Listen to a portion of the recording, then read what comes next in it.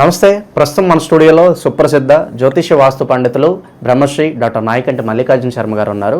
So September మాసంలో కన్యా రాశి వారి పరిస్థితి ఏ విధంగా ఉండబోతుందో గురుగారిని అడిగి తెలుసుకుందాం. నమస్కారం గురు. నమస్కారం గురుగారు, సెప్టెంబర్ మాసం కన్యా రాశి వారి పరిస్థితి ఎలా ఉండబోతుంది? ప్రస్తుతం వేళ టైం ఎలా నడుస్తుంది? ఎలాంటి జాగ్రత్తలు తీసుకోవాలి? తప్పకుండా. ఓం శ్రీ గురుభ్యో నమః. కన్యారాశి వాళ్ళ యొక్క ఫలితాలు చెప్పబోయే ముందు ఆయా గ్రహాలు ఏ గ్రహాలు ఉన్నాయి, నవగ్రహాలు ఏ రాశుల్లో సంచారం చేస్తున్నాయో తెలుసుకోవాలి.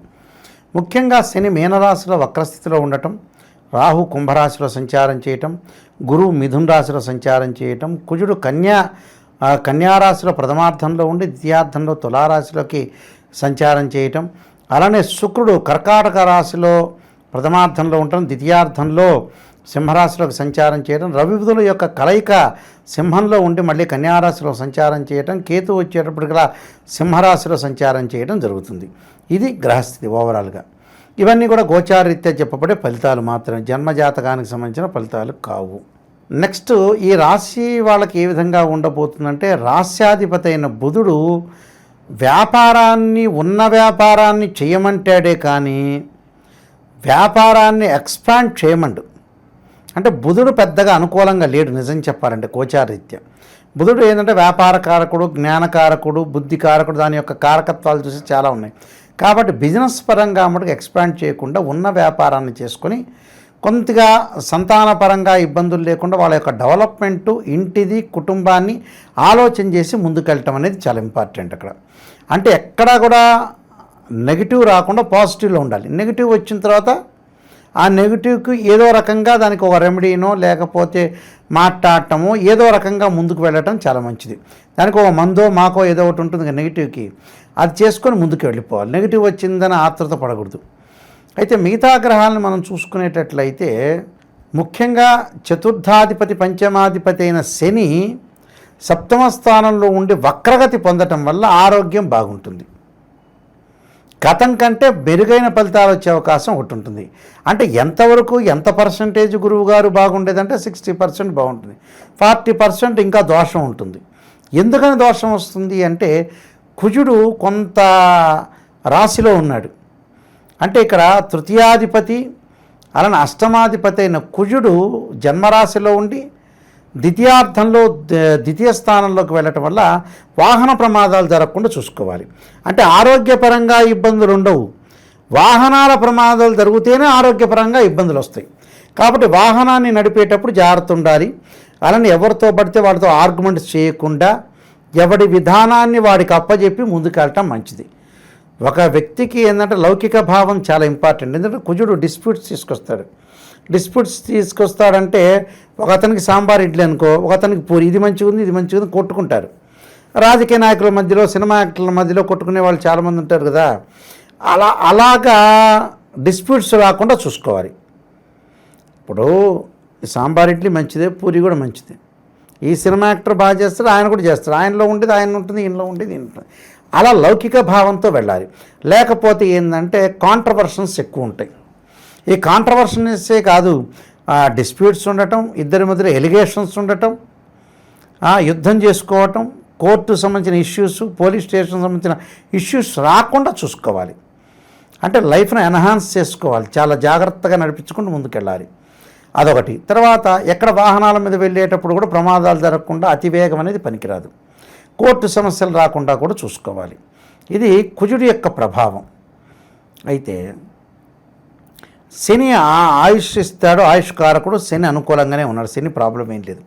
అలానే ఇక్కడ రాహు గ్రహ ప్రభావం ఆరోగ్యపరంగా బాగుంటుంది, విదేశాలకు వెళ్ళే అవకాశాలు మెండుగా ఉంటాయి. అలానే వివాహ సంబంధాలు కూడా వీళ్ళకి కుదిరే అవకాశాలు ఎక్కువగా ఉంటాయి. వివాహ సంబంధాలు అంటే ఏమిటి? ఇక్కడ ముఖ్యంగా రాశి వాళ్ళకి ద్వితీయాధిపతి అలానే భాగ్యాధిపతి అయిన శుక్రుడు లాభంలో ఉంటాడు ప్రథమార్థం. ఏదైనా సంబంధాలు కుదుర్చుకోవచ్చు. మళ్ళీ మన వాళ్ళు కొంతమంది అంటారు భాద్రపద మాసం వచ్చింది కదా అని, ఆ టైంలో కుదుర్చుకోవడానికి మాట్లాడుకోవడానికి ఏం ఇబ్బందులు లేవు. అందువల్ల శుక్రుడు ఎప్పటి వరకు ఉంటాడు లాభస్థానంలో మనం చూసుకునేటట్లయితే 15వ తారీఖు వరకు ఉంటాడు అనుకుందాం ప్రథమార్థం. అప్పుడు మాట్లాడుకోవచ్చు, అప్పుడు మనకి మంచిదే, ఊరికి మాట్లాడుకోవచ్చు, వెళ్ళొచ్చు, తొందరగా చూసుకోవచ్చు. లేకపోతే ఫోటోలన్నా చూడవచ్చు, వెళ్ళలేకపోతే వాళ్ళ సెంటిమెంట్ ఉంది వెళ్ళలేదంటే మామూలుగా చూసుకోవచ్చు. అంటే వివాహ సంబంధాలకి ముందుకు వెళ్ళే అనుకూలత అనేది వచ్చే అవకాశం అనేది ఒకటి ఉంటుంది. కుదరవు కానీ బట్ అనుకూలత అనేది వచ్చే అవకాశం ఉంటుంది.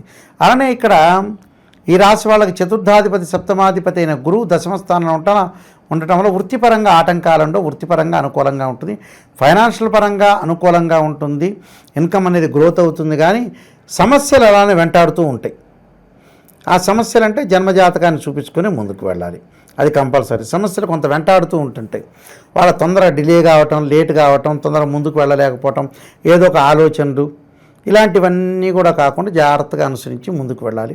అలానే కేతు యొక్క ప్రభావం, కేతు 12వ స్థానంలో ఉండటం వల్ల డబ్బులు ఖర్చు అవుతుంది. తీర్థయాత్రలు పుణ్యక్షేత్రాలకి వాటికి ఖర్చు అవుతుంది. దానిలో తప్పేం లేదు. భగవంతుడి యొక్క ఆరాధన చేయటం సెల్ ఫోన్ కంటే మంచిదేగా.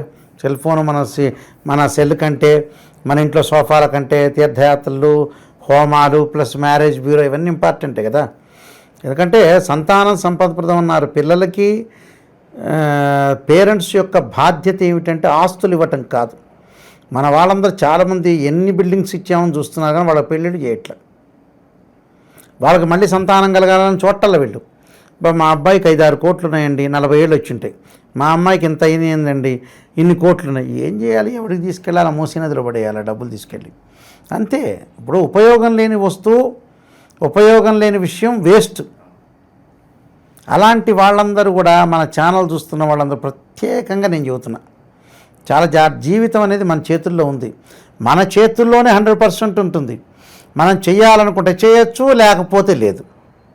కొన్ని గ్రహాల ప్రభావం ఉంది. ఆ గ్రహాలని మనం నెగిటివ్ని పాజిటివ్ చేసుకుంటే అయిపోతుంది. ఈజీ వే వెళ్ళారనుకోండి, ఎలాంటి ప్రాబ్లమ్స్ లేవు. కొన్ని రెమెడీస్ చేసుకొని ముందుకు వెళ్ళాలి.